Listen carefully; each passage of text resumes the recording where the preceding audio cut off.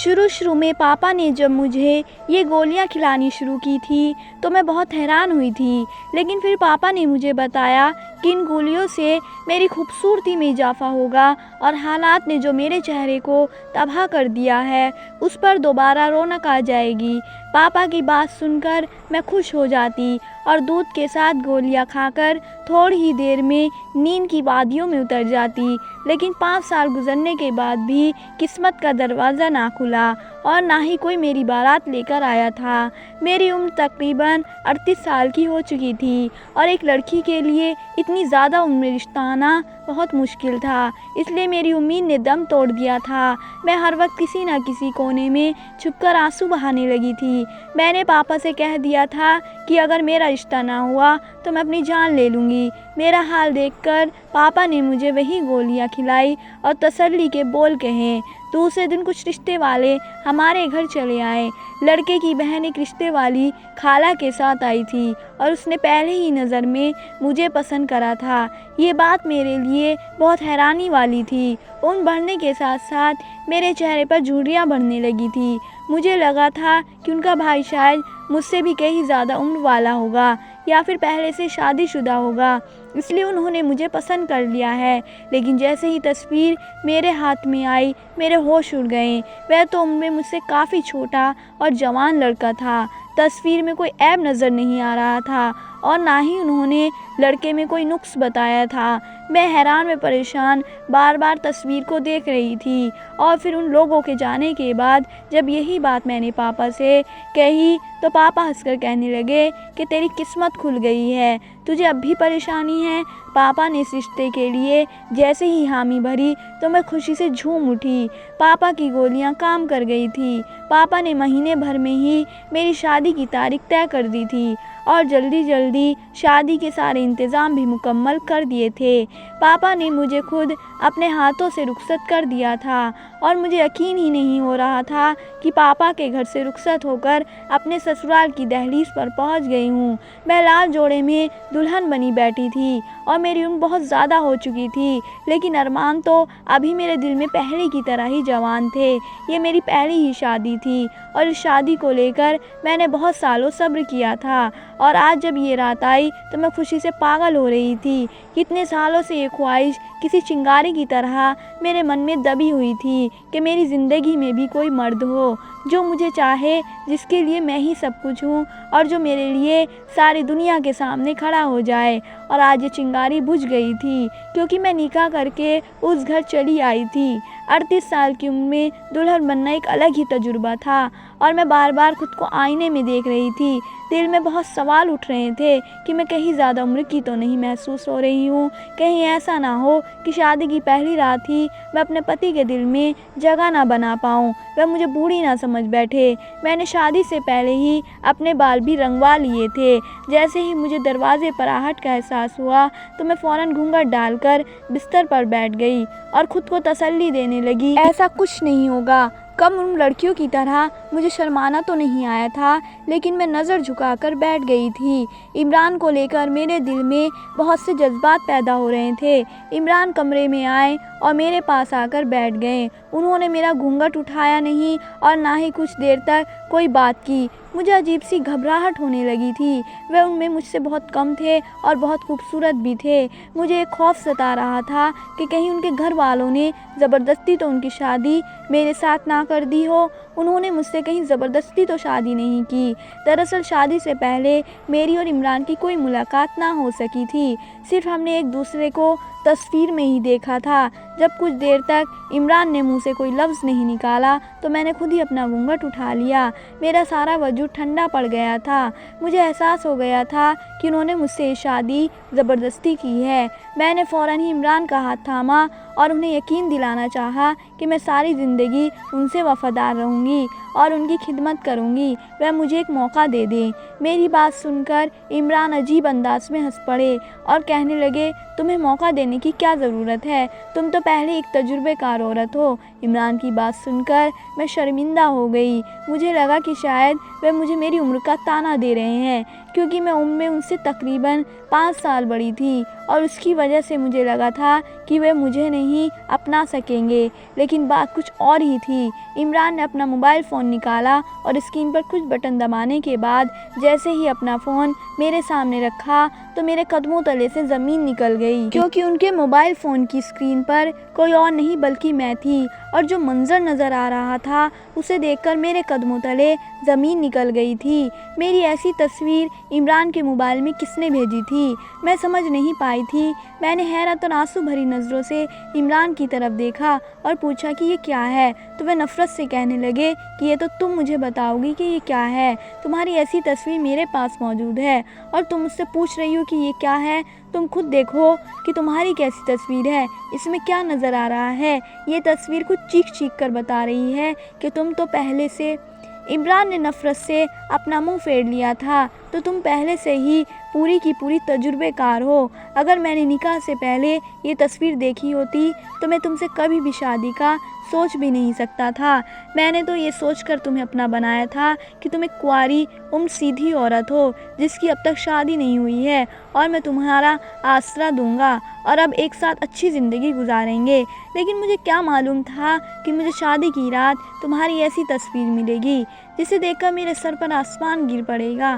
तस्वीर को देखकर मुझे पता चला कि तुम क्या हो। आज की रात ऐसे घूंघट डालकर बैठी हो जैसे बहुत हया वाली हो।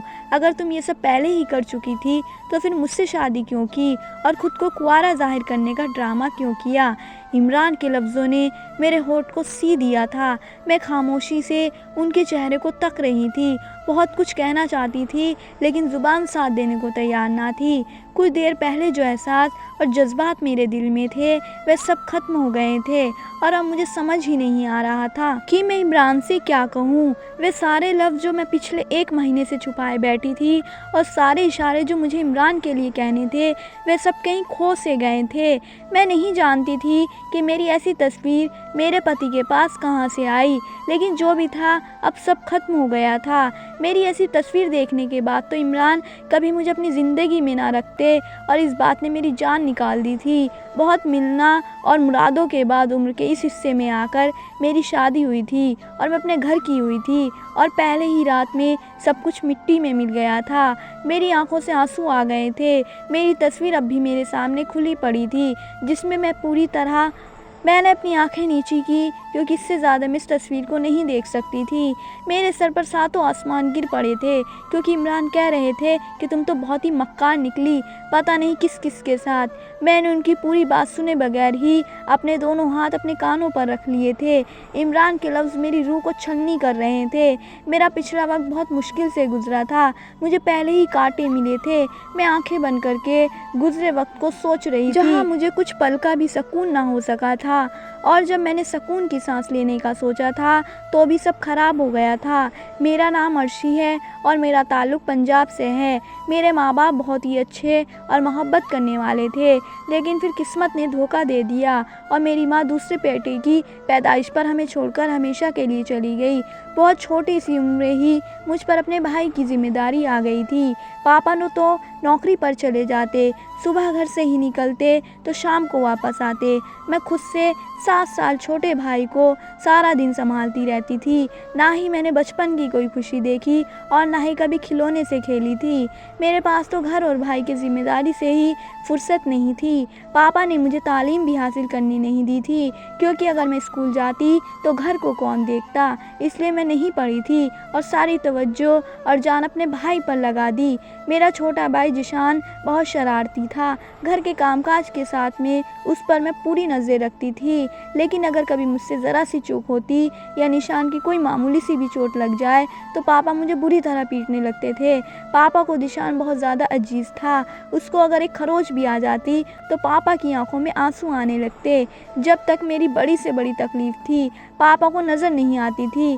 कम उम्र से ही काम करने की वजह से मेरे हाथ जगह जगह से जल चुके थे, लेकिन पापा ने कभी मेरे उन जले हाथों पर नज़र तक नहीं डाली थी और ना ही कभी मेरे दर्द महसूस किए थे। मैं बीमार होती या दुख से होती, हमेशा बावर्ची खाने में छुपकर ही आंसू बहा लिया करती थी। उसे कभी कुछ अच्छा सिखाने की कोशिश करती तो पापा से मेरी झूठी सच्ची शिकायत लगाता और पापा मुझे डांटते और मानने लगते। जिसने 10वीं के इम्तिहान पास किए तो नंबर कुछ खास नहीं आए थे, उसका किसी अच्छे कॉलेज में एडमिशन ना मिला तो पापा ने उसका एक दूर दराज के कॉलेज में दाखिला दिलवा दिया था और हॉस्टल में रहने लगा था और मैं पापा के साथ घर में तन्हा रह गई थी। जिशान के जाने के बाद मुझे एहसास हुआ कि उसके होने से ही मेरी ज़िंदगी में कुछ रौनक थी। अब तो ये घर वीरान हो गया है। जिशान के जाने के बाद पापा भी मेरे करीब हो गए थे। वह उठते बैठते मुझे पूछने लगते थे और इस बात ने मुझे बहुत खुश कर दिया था। अक्सर पापा मेरे कमरे में चले आते और घंटों मेरे साथ गुजारते, मुझसे बहुत सी बातें करते। जैसे जैसे उनकी उम्र में इजाफा हो रहा था, उनके रवैये में भी बदलाव आ रहा था और मैं उनके लहजे में अपने लिए मोहब्बत महसूस करने लगी थी। उसी बात ने मुझे नई ज़िंदगी दे दी थी। जिशान को गए 5 साल होने वाले थे, लेकिन मैं पलट कर कभी वापस नहीं आया था। पापा उसे बहुत पैसे भेजा करते थे। मैं पापा से जब भी कहती कि जिशान को वापस बुलवा लें तो पापा इनकार कर देते और मोहब्बत से कहते कि मेरी अर्शी है ना मेरे साथ। लेकिन बहुत जल्दी पापा के इस मोहब्बत भरे तरह की राज भी खुलकर मेरे सामने आ गया, जिसमें किसी अमीर ज़ादी से शादी कर ली थी और वह उसके बंगले में शिफ्ट हो गया था। ना ही वह वापस आना चाहता था और ना ही वह हमसे कोई रिश्ता रखना चाहता था, लेकिन अपने बेटे का भरम रखने के लिए पापा ने ये बात मुझसे छुपा ली थी। मैं भी पापा को शर्मिंदा नहीं करना चाहती थी। मैंने उन्हें पिछली सारी बातों के लिए माफ़ कर दिया था, इसलिए पापा की मोहब्बत को कबूल करके उनके साथ खुशी से ज़िंदगी गुजार ली। मगर कुछ वक्त में ही मुझे एहसास हो गया था कि पापा मेरे लिए आने वाले हर रिश्ते को इनकार कर देते हैं या रिश्ते वाले खुद ही मना करके चले जाते हैं। कुछ सालों तक ये सिलसिला ऐसे ही चलता रहा था और पापा ने शादी के नाम पर मुझे गोलियां खिलानी शुरू कर दी। और खुदा करके जब इमरान से मेरी शादी हुई तो शादी की रात मुझे अपनी ही ऐसी तस्वीर देखने को मिली जिनके बाद मैं खुद से नज़रें मिलाने लायक भी ना रही। मेरे लड़खड़ाते लहज़ों में इमरान को बताना चाहा कि ये तस्वीर मेरी नहीं है और ना ही मुझे इसके बारे में कुछ पता है। मगर मेरी बात सुनकर इमरान मुझसे बहुत नफ़रत से देखा और कहने लगा कि तुम बड़ी ढीठ हो जो झूठ पर झूठ कह रही हो। गौर से देखो, ये तुम्हारा ही कमरा है और ये तुम्हारा ही बिस्तर है। तो मैंने गौर से देखा तो वाकई वह मेरा कमरा था। दीवार का वही नीला रंग मेरी बर्बादी की दास्तां सुना रहा था। मुझे खुद मालूम नहीं था कि मेरी ऐसी तस्वीर कब और किसने ली थी, मगर इमरान मेरी बात मानने को तैयार नहीं थे। बहुत इंतज़ार और मुरादों के बाद मेरी शादी हुई थी और शादी की पहली रात ही मैं बर्बाद हो गई थी। इमरान ने मुझे कहा था कि मैं एक रात उनके घर गुजार सकती हूँ, लेकिन आने वाली सुबह हमारा कोई ताल्लुक़ नहीं होगा। इमरान की इस बात ने मेरे रोंगटे खड़े कर दिए थे। मैं वापस अपने बाप के घर नहीं जाना चाहती थी। मैं इमरान के कदमों में बैठकर हाथ जोड़कर मिन्नतें करने लगी कि ये तस्वीर मेरी नहीं है, मैंने कभी ऐसी तस्वीर नहीं बनवाई है और ना ही मैं कोई गिरी हुई घटिया लड़की हूँ। मैंने तो इज्जत से आपके साथ शादी की है और आपके साथ ज़िंदगी गुजारना चाहती हूँ। लेकिन इमरान पर मेरी किसी बात पर कोई असर नहीं हो रहा था। सारी रात इमरान के आगे हाथ जोड़े गुजर गई और सुबह के वक्त जब उनकी बड़ी बहन कमरे में आई तो इमरान ने सारी हकीकत बताकर अपना फ़ैसला सुना दिया था। क्या वह मुझे अपनी ज़िंदगी में बर्दाश्त नहीं करना चाहता? इमरान की बड़ी बहन ने मेरी भी सारी बात सुनी और इमरान से कहा कि जल्दबाजी में कोई गलत फ़ैसला करने की ज़रूरत नहीं है, आराम से इस मसले को हल करें, क्योंकि इस बात को कबूल करने के लिए ये तैयार नहीं है। ये तस्वीर उसकी है तो फिर हमें पहले पूरा सच का पता लगाना चाहिए। कहीं ऐसा ना हो कि गुस्से में आकर तुम एक मजबूर के साथ नाइंसाफ़ी कर बैठो। इमरान की बड़ी बहन की बात सुनकर मैं हैरान रह गई थी। मेरी तस्वीर देखने के बावजूद भी वे मेरे खिलाफ़ नहीं हुई थी, बल्कि मुझे एक मौका देना चाहती थी। बहुत नरमी से वे मुझसे पूछने लगी, ऐसा कैसे मुमकिन है कि किसी ने तुम्हारी ऐसी तस्वीर बनाई है और तुम्हें पता भी नहीं है? तुम क्या नींद की दवा लेती हो? मैंने अप्पी को बताया कि ऐसी तो कोई बात नहीं, लेकिन जब भी मैं पापा की दी हुई गोलियां खाती हूँ तो मुझे गहरी नींद आती है। मेरी बात सुनकर अब हैरानी से क्यों नहीं लगी, तुम्हारे पापा तुम्हें कौन सी गोलियां खिलाते थे? और फिर मैंने उन्हें बताया कि वो मुझे शादी के लिए 7 गोलियां खिलाते थे। ये बात सुनकर इमरान और अप्पी दोनों चौंक उठे और कहने लगे, ऐसी कौन सी गोली आती है, तुम शायद पढ़ी लिखी नहीं हो और सारी ज़िंदगी अपने बाप के साथ घर में रही हो, इसलिए उनकी बात पर यकीन करती चली गई। दाल में कुछ ना कुछ काला ज़रूर है, क्योंकि तुम्हारा बाप तुम्हारी शादी नहीं करवाना चाहता था और ये बात मुझे रिश्ते वाले ने बताई थी कि तुम्हारे बाप ने आज तक तुम्हारे घर आने वाले हर रिश्ते को खुद ठुकराया था। अगर तुम्हें इस बात में कोई शक नहीं है कि ये तस्वीर तुमने अपनी मर्ज़ी से नहीं बनवाई, तो हम अभी सच का पता लगा लेते हैं। इमरान ने पहले तो इस बात को मालूम किया कि ये तस्वीर कहाँ से आई है और फिर उन्होंने पता चल गया कि ये तस्वीर किसी और ने नहीं बल्कि मेरे बाप ने भेजी है। और तस्वीर में मैं अपने ही कमरे बिस्तर पर मौजूद थी और मेरे साथ कोई मर्द भी था जिसका चेहरा तस्वीर में नहीं था। मैं बिस्तर पर जिस हालत में पड़ी थी वह देखकर मैं शर्मिंदगी से ज़मीन में गिर रही थी। और फिर जब इमरान को पता चल गया कि तस्वीर मेरे बाप ने भेजी है तो उन्होंने मेरे बाप को बुलाया और कहा कि मैं किसी कीमत पर नहीं छोड़ूंगा, इसलिए बेहतर है कि आप सारा सच खुद ही बता दीजिए। मेरे बाप ने अजीब सी नज़रों से मेरी तरफ देखा और कहने लगा, मैं अर्शी की शादी नहीं करना चाहता था। अपने इकलौते बेटे को मैंने ये सोचकर बहुत मोहब्बत से बड़ा किया था कि वह मेरे बुढ़ापे का सहारा बनेगा, मगर वह मुझे छोड़ गया है। मैं उम्र के इस हिस्से में तन्हा नहीं रहना चाहता, इसलिए मैंने फ़ैसला कर लिया था कि मैं कभी अर्शी की शादी नहीं करूँगा। लेकिन उस शादी के नाम पर अर्शी ने खुदकुशी करने की धमकी दी, तो मजबूरन मैंने तुमसे उसकी शादी करवा दी, उसे ये दिखाने के लिए कि मैं उसकी शादी के खिलाफ़ नहीं हूँ। मगर सच तो ये था कि मैं कभी चाहता ही नहीं था कि अर्शी अपने घर की हो, इसलिए मैंने जानबूझकर ऐसी तस्वीर खींची और तुम्हें भेज दी। इन तस्वीरों में अर्शी के साथ कोई और नहीं बल्कि मैं हूँ। अर्शी नींद की दवा के असर में थी, वही दवा जो शादी के नाम पर मैं उसको खिलाकर सुना दिया करता था। मैंने सोचा था कि अर्शी की ऐसी तस्वीर देखकर तुम फ़ौरन उसे तलाक दे दोगे, लेकिन जब रात भर इंतज़ार के बाद अर्शी घर ना लौटी तो मैं जान गया कि तुम आम मर्द जैसे नहीं हो। अपने बाप की बात सुनकर मेरे होश उड़ गए थे। मेरे बाप ने सिर्फ अपने बुढ़ापे को बचाने के लिए मेरी शादी ना करने का फ़ैसला किया था और ना ही मेरी ख्वाहिशों की परवाह की थी और ना ही जज्बातों का एहसास किया था। अगर आप समझदारी से काम ना लेते तो शायद मेरा घर तबाह हो जाता और पापा अपने फ़ैसले पर कामयाब हो जाते। इमरान ने मुझसे माफ़ी मांगकर मुझे गले से लगा लिया था। एक तस्वीर के पीछे उन्होंने मेरे बारे में बहुत गलत सोचा था। मैं अप्पी की शुक्रगुजार थी। पापा को भी मैंने माफ़ कर दिया था, क्योंकि वे जैसे थे मेरे बाप थे और उन्होंने जो कुछ भी किया वह तन्हाई के खौफ से किया था। क्या आपने भी कभी ऐसे देखा है जो अपनी ही औलाद की शादी करने से डरते हो? तो दोस्तों, आपको मेरी कहानी कैसी लगी मुझे कमेंट बॉक्स में ज़रूर बताएं। धन्यवाद।